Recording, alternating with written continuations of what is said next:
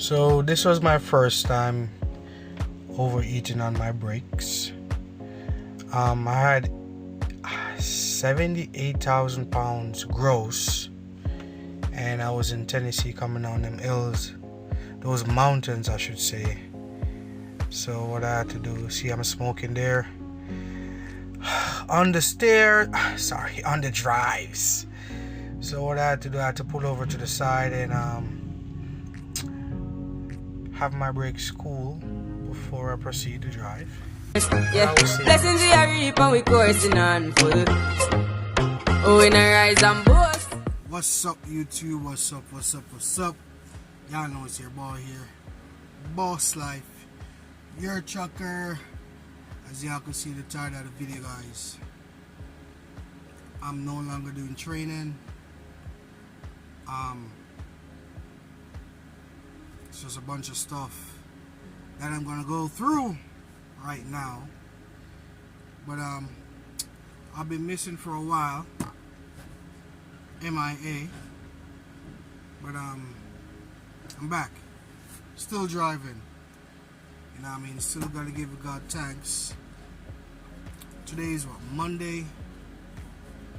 I'm gonna drop this video today. Today's 29th. It's been a while. It's been like what? It's gonna be my third week not having a student. So before I get into that,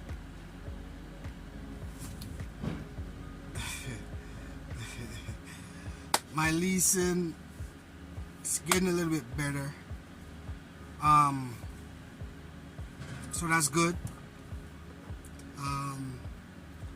There's a lot of pros and cons into the leasing. I don't know if I did a video about that, but I'm gonna check to see if I do a video about that, and then my next video will be that. But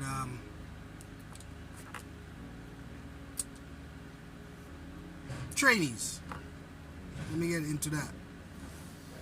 So the reason why I stopped doing training is like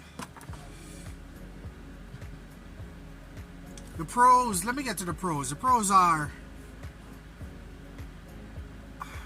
the income, in which it's kind of good and bad, because your owner operator, they pay you $90 a day per student if you do over 6 hours on duty. If you do less than 6 hours, then it would be $45. So the income is one of the pros, and the next pro I experience into training is that I could like gain 2 hours more of drive time. So for example, not me, but like the truck itself. So for example, I could start my clock 2 hours, I could start my 14 hours 2 hours before I could have my student go on duty, which that gives me enough, give me some more miles. And when I say that, I mean, say I start my clock and I start driving 2 hours within my 14 hours, then I will have to stop somewhere safe and have that student start their pre-trip. So by them starting their pre-trip, I probably would have done 2 hours out of my drive time already, and then they could start. So they could start their 14 hours and they could get a fresh 11 hours drive time. So for the day, that allows me as a trainer and as the truck itself to do almost 13 hours for the day drive time. That's one of the pros. I think there's a next one. The next pro of being a trainer is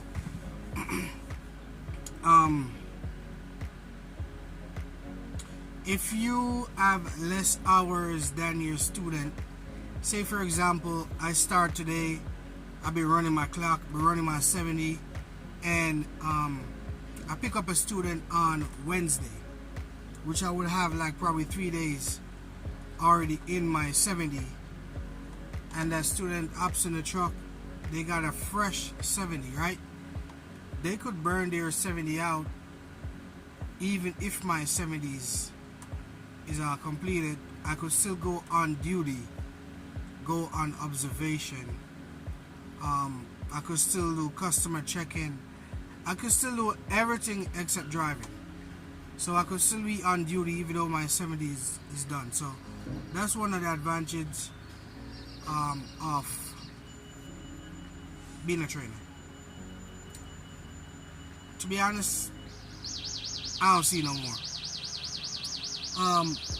If there's more, drop it down in the comment section. So now the cons is safety. I mean, having a student in the truck, that it's a risk. Having a student in the truck where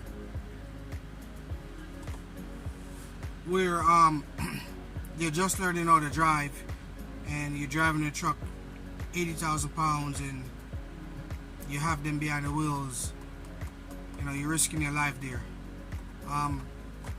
But I could knock on hood. I never met in an accident. I'm still here. I think throughout my time training students, I trained like 13 students here at Roehl. So yeah. Our next con is my time. My time is very important. And what I realize that majority of the students that I train is like, when they're backing in, say we stop for a safety check, or we backing into a door at a customer, they take a while to back in. And yes, I understand. It's a big truck. You're learning. It's going to take time. But while they're doing all of that, I got to be on duty. They have to be on duty. They got to go on duty. I got to be on duty for all of that.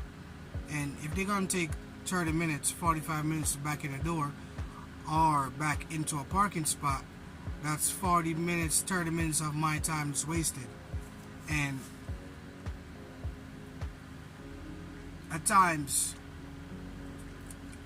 it doesn't benefit me, to be honest. It probably benefit other people. Whatever I'm saying is a personal experience. It's not right across the board in general for everybody. So don't take what my experience, don't take what I'm saying from my experience and think it's your experience. It's going to be your experience as well. I'm not here to discourage anybody from becoming a trainer. If it's your passion, if it's your passion to help others, go ahead do it. So yeah, our next con is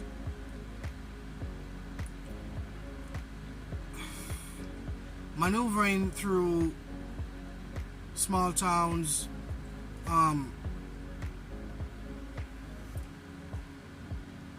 like the speed limit on the highways and all of that.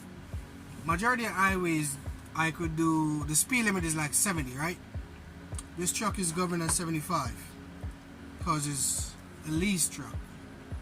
Company trucks are governed at 65. So for me here, I could do 70 on the interstate, and I don't allow my students to do 70. I allow my students to do 65.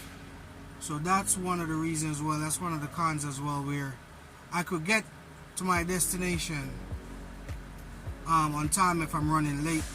I could give myself 5 miles more per hour, and that helps. You know what I mean? But having them in the truck, it doesn't help.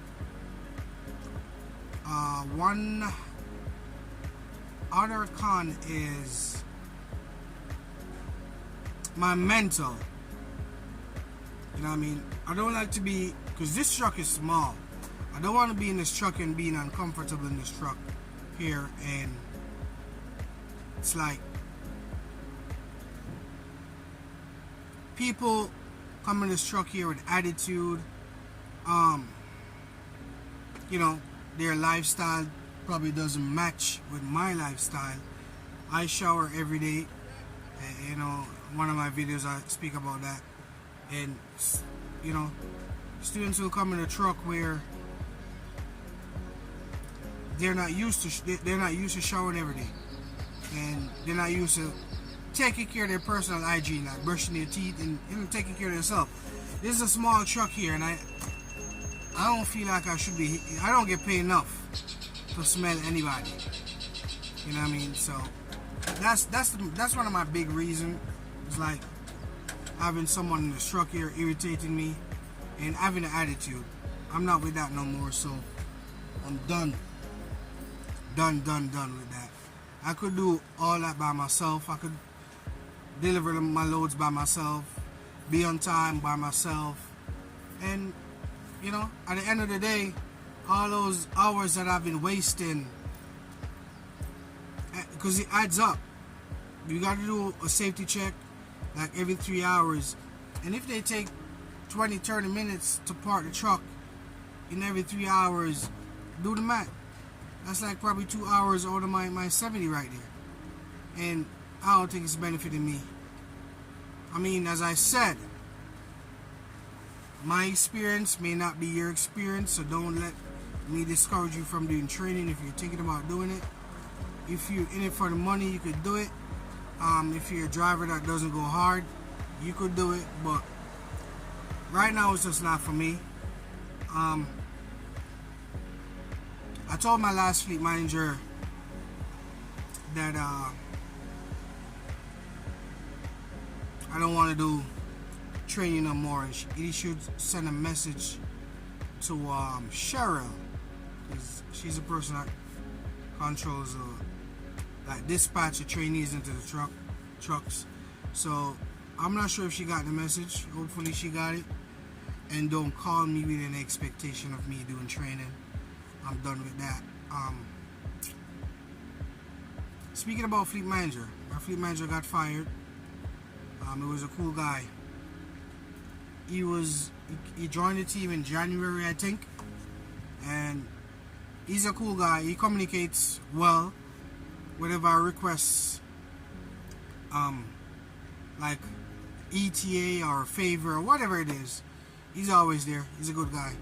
But I don't know what happened. But he's no longer here since 2 weeks ago.